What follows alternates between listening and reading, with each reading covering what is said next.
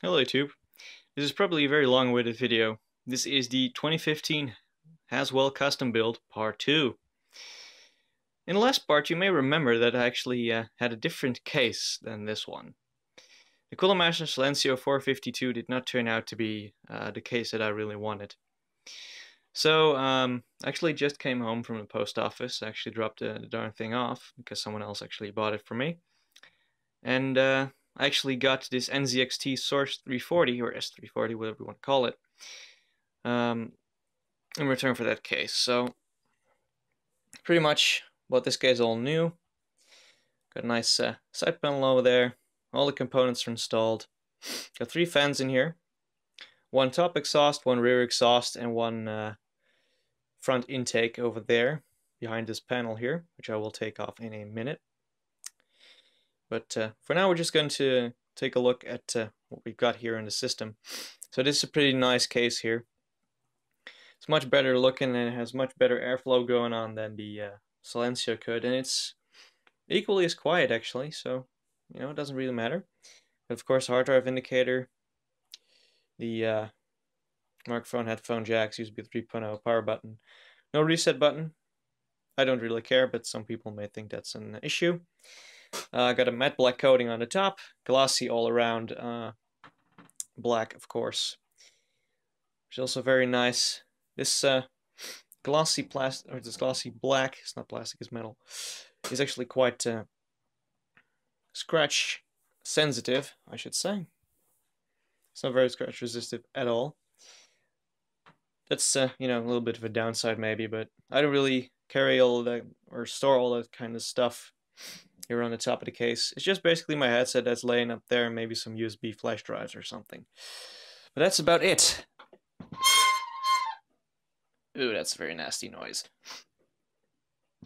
Right, so here you can see the insides. I'll remove a little bit of the glare there. Now it's kind of hard to see in there. I guess you have to make a choice. It's one or the other. As you can see there, the cable management is pretty tidy. I actually wired the PCI Express connectors to the NUC2 fan there in the front. I did that so the card wouldn't be dragged down by the stress on the cable going down there to the power supply shroud. Also, my power supply did not have a right angle, whatever you want to call it, SATA connector, so the SSD is not fully installed there. But you know, I was not going to buy another power supply just for the heck of that. And also, you haven't actually seen that video card in there, which is in this case an Asus GeForce GTX 770 2GB card. And yeah, actually had a 7970 in here for a little bit, but that card was just so blazing hot every time. I figured that this card would be a better match for what I do with the system. I don't really utilize more than 2 gigs anyway with the games that I play, so this should be just fine. So let's take a better look here on the inside of the case. Of course, we still have that gorgeous Gigabyte motherboard and the i5 47 or 4690K Core i5.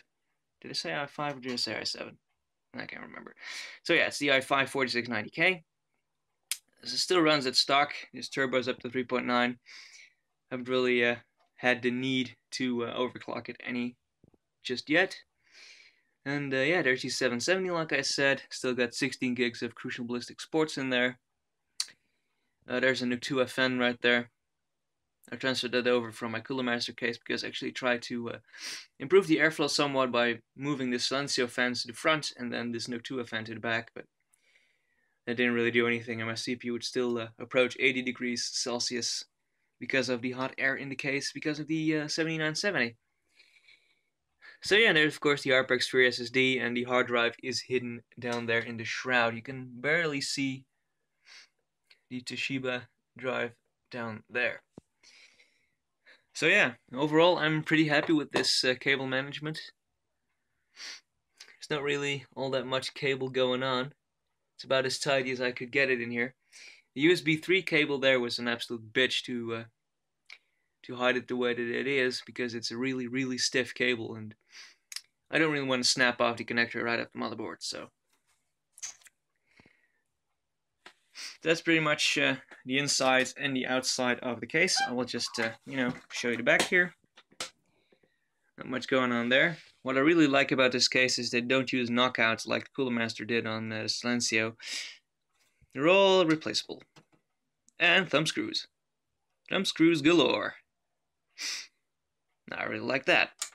Right, still got their 650 watt Cooler Master power supply down there. So, not much else has changed. So pretty much, from the parts that I bought in the first video, the only things that I really changed out, well, actually the only thing that I changed out was actually the case. Because video card, I reserved that for a later video, but I never really got around making a video, because when I got the card it was 35 plus degrees outside and inside, so I really just didn't feel the need to make a video.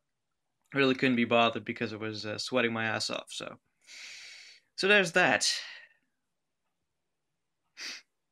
And, I bet you guys just want me to turn the thing on and see how she runs. Let's do just that. Alrighty then. Let's turn her on.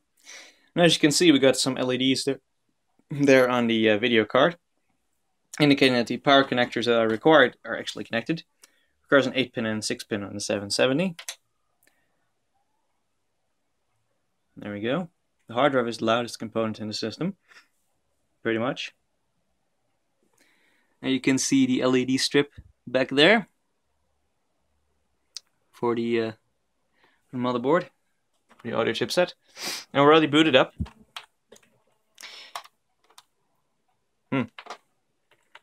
Okay, keyboard is working, mouse is not. Okay.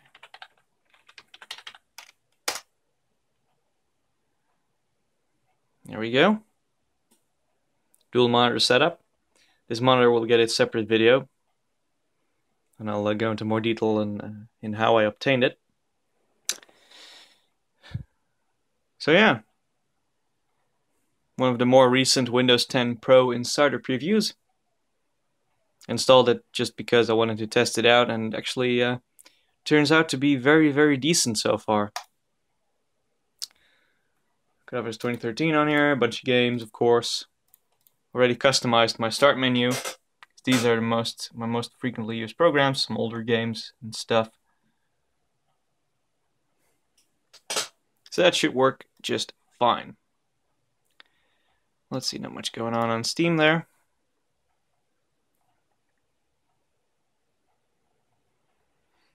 Let's see. What can I really show you guys?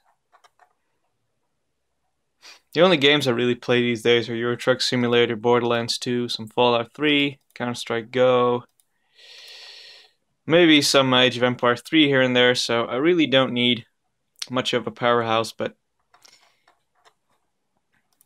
you know, I still needed more power than a Mac Pro could offer me, that's for sure.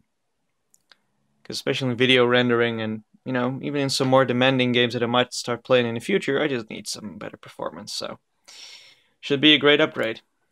Of course, the SSD is blazing fast. I actually opened Firefox and it opened up on my secondary display, so let's drag it here. Of course, we're connected to Gigabit Ethernet, and the internet connection is pretty decent, so overall performance is great. Don't think I have any benchmarks on here, though.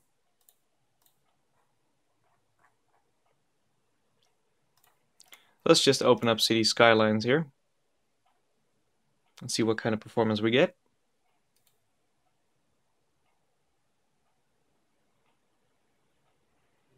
Let's just open up one of my near-dead cities.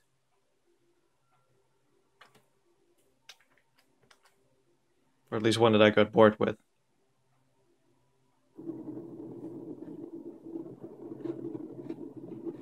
We got a small city here. I'm by no means a pro at this game, I actually suck hard, but I just, sometimes the fun about this game is just you can explore and just, have some fun with it, see what works and what doesn't. It's really fun. And frame rate is excellent. let's actually show you the details that I'm running here. 1920 1080. Let's turn VSync off completely.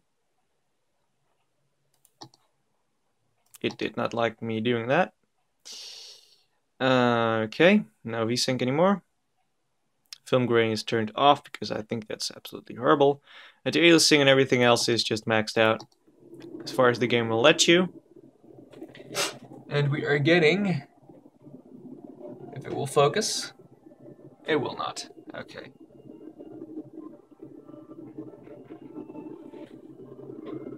I can barely make out, but 95, 125, 88, 83.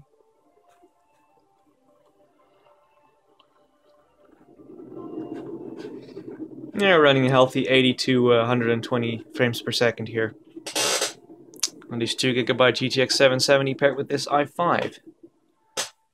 Which is very respectful because it's a very CPU heavy game. And it really doesn't skip a beat.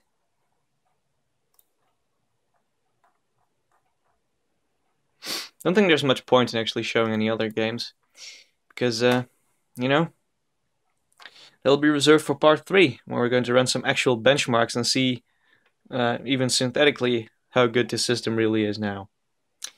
So, I hope you all enjoyed this video. It's been long awaited, but the Haswell custom build is finished, and it's working great. So stay tuned for part 3, where we're going to take a look at some benchmarking.